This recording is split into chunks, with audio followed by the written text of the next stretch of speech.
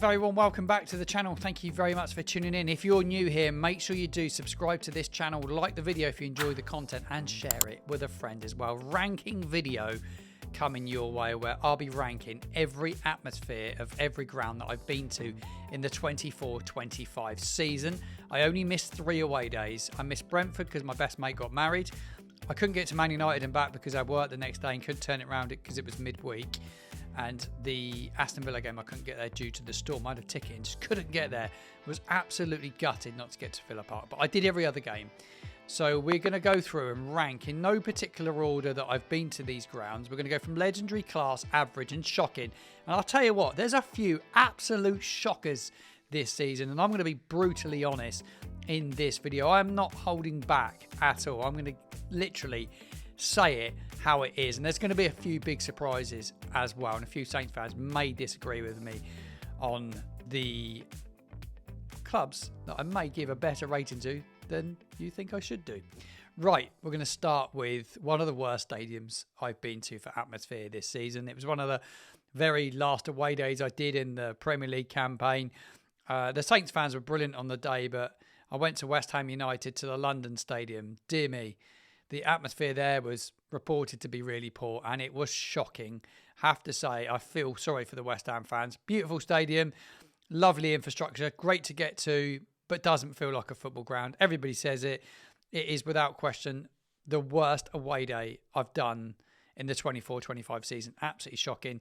I wish I went to the Olympics. I really do. In 2012, one of my biggest regrets in life because I would have loved to have seen the Olympics there, but the atmosphere for football just doesn't work. I do feel for the West Ham fans having to go there because I know a lot of them do not enjoy it.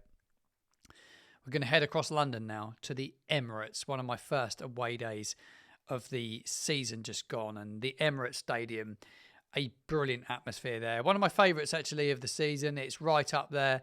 I thought for a club with big expectations, I thought their atmosphere was great that day. I'm going to give it legendary because it was so good at the Emirates that day. I thought their fans were brilliant, and it is a legendary atmosphere. One of the best grounds in the Premier League. It is a fantastic ground to visit. I watched Brazil and Portugal there many, many years ago when the stadium opened, and I was there in the away end. Food's brilliant. Concourse is epic. It's a really, really good atmosphere. Legendary atmosphere for me. Proper good. Coming back south now, I'm going to take a look at the Amex. We went to the Amex on a Friday night under the lights, and I had big expectations going down to Brighton and Hove Albion in the away end. I thought the away end was good. I've been to the stadium before, so I've had 2 games where I've watched them play. I watched them against Brentford a couple of years ago, and I've got to say, I thought it was quite poor. A lot of the fans filtered out early, but I thought the atmosphere was really, really poor down there. I wouldn't go as far as say it was shocking, but it was bang average. So Brighton and Hove Albion, the Amex Stadium, beautiful stadium, really, really nice, but it was an average. And it might just be because it was on the night, but I've watched them there in other games as well. Their fans are lovely people, and yeah, it's just an average atmosphere, in my brutal opinion. I'm not holding back. I said I was not holding any punches here. Right.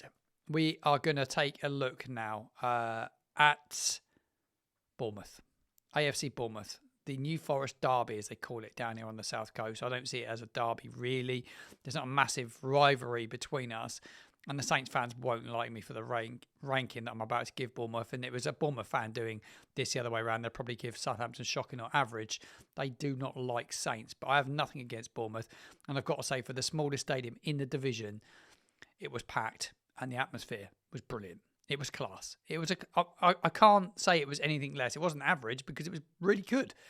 12,500 people, a class atmosphere. It was all proper football fans in there. I thought Bournemouth fans that night were brilliant. They've had a great season as well. Great manager. They played some good football, and I thought the atmosphere down there was really good, even though they hate us. And it wasn't. If it comes to away ends, and you were ranking it on away ends, it's one of the worst. And the stewards are some of the worst I've come across as well. It was a horrible place to go. But the atmosphere, when you talk about atmosphere, because this is what I'm ranking it on, was brilliant. So they get class. Right, we are going to move to now Portman Road. I went to Portman Road not long before Southampton were relegated. Well, they were pretty much down and out. But the Ipswich fans were really good. The atmosphere in the first 45 minutes was brilliant. It didn't help by the team that they were so poor. They were a real off day. But I've got to say, a proper well-supported football club.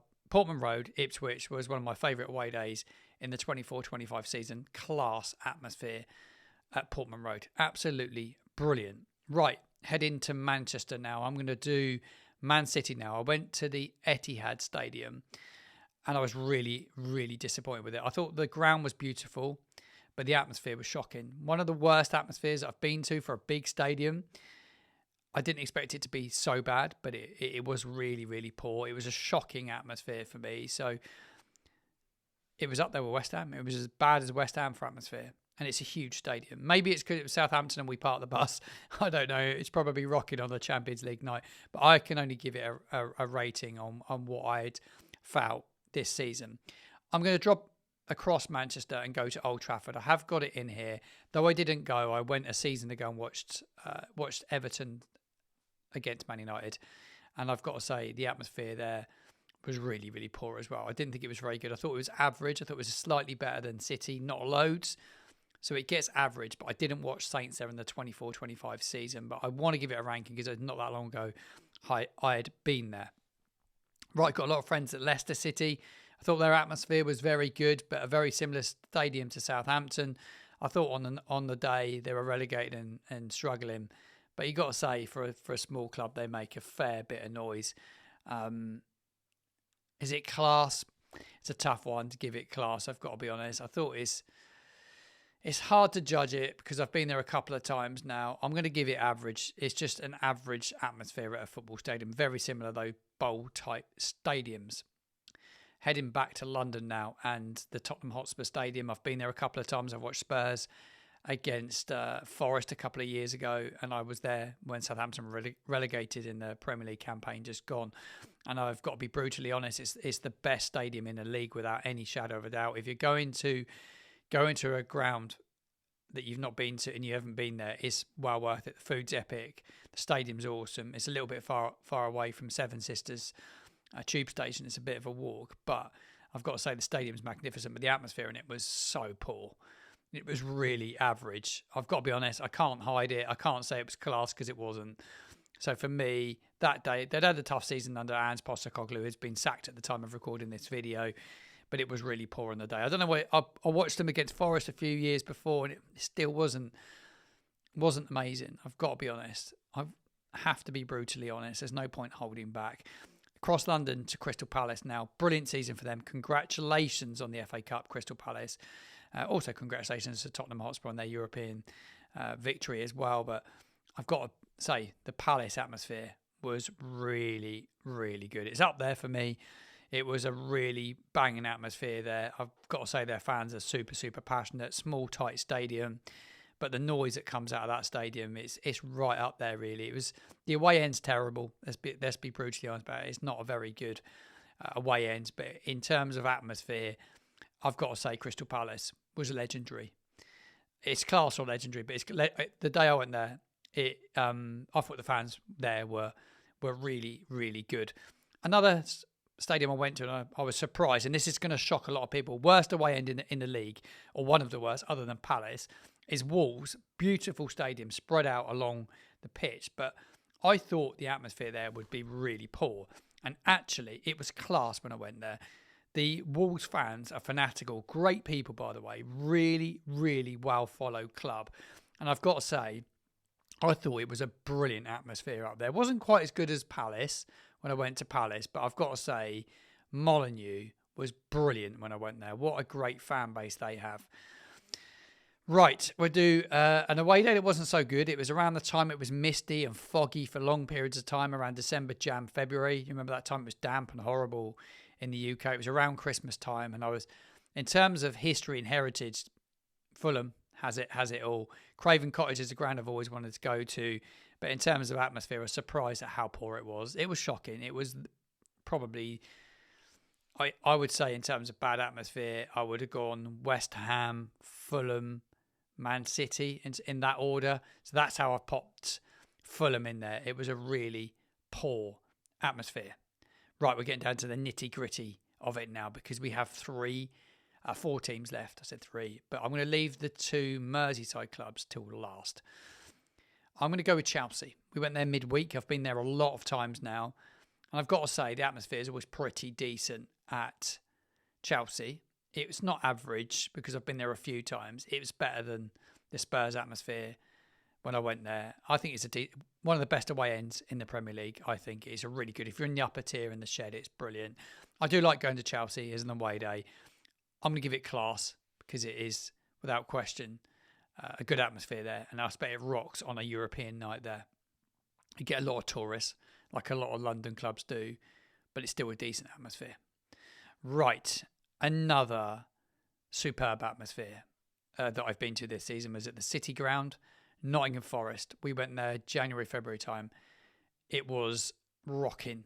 I've wanted to go to the City Ground for years. I've got a massive affinity with their fan base. A lot of them watch my matchday vlogs and that I do on the channel. Make sure you go check out my matchday vlog from the City Ground this year. It was a really good away day. Great fans, great place. They love their football.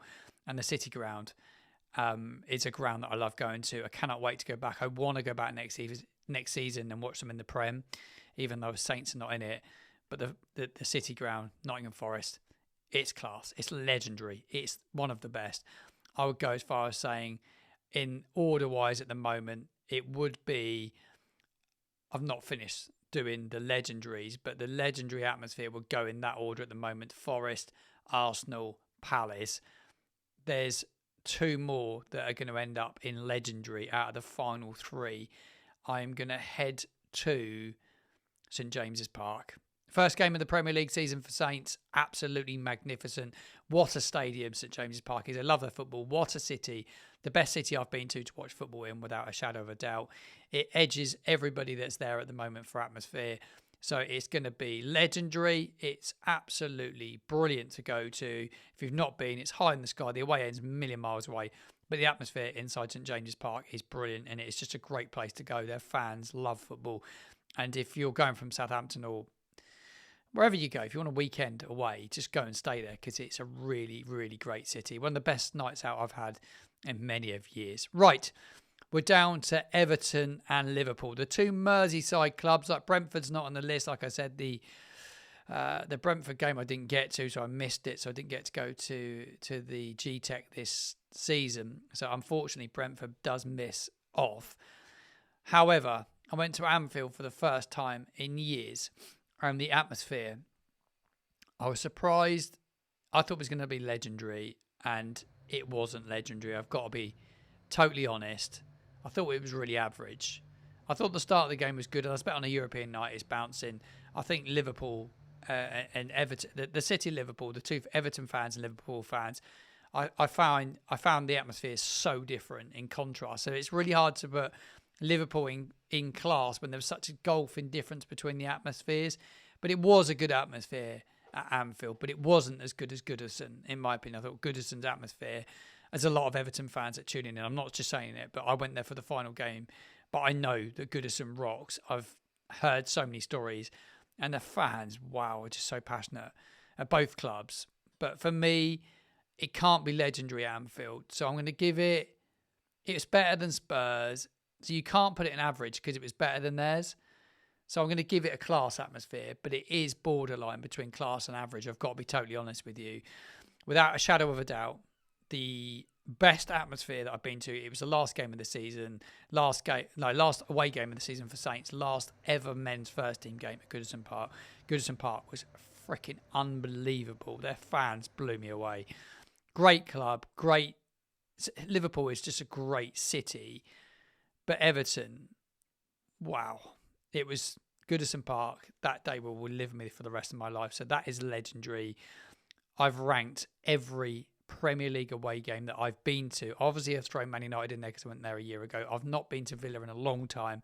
I've never been to the G-Tech. So you just cannot include those in this ranking video. Give me all your thoughts to my rankings in the comments box below. I want your opinions, your thoughts.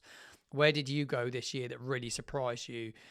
Where did you go that really shocked you as well? Because I was surprised by Craven Cottage. I thought it was going to be epic. It was really poor.